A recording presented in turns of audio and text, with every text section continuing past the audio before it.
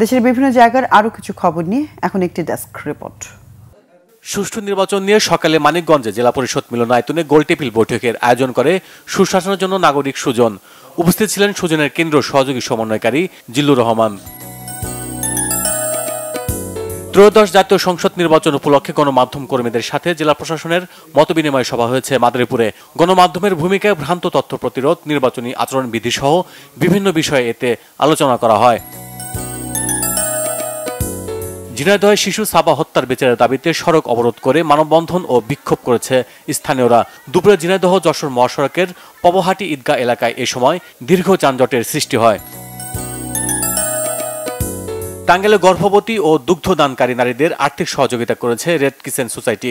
সদর উপজেলার চারাবাড়ি এলাকায় এতে প্রধান অতিথি ছিলেন জেলা রেড কিচেন সোসাইটির সেক্রেটারি জিয়াউল হক শাহিন।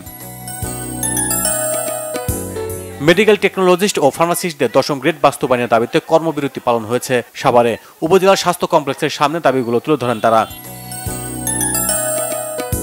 হবিগঞ্জে নিয়োগ বিধি দ্রুত বাস্তবায়নের দাবিতে অবস্থান ধর্মঘট ও কর্মবিরতি পালন করেছেন পরিবার কল্যাণ পরিদর্শিকা ও পরিবার কল্যাণ সহকারীরা। সকাল থেকে সদর উপজেলার পরিবার কল্যাণ কার্যালয়ের সামনে এই কর্মসূচি পালন করেন তারা।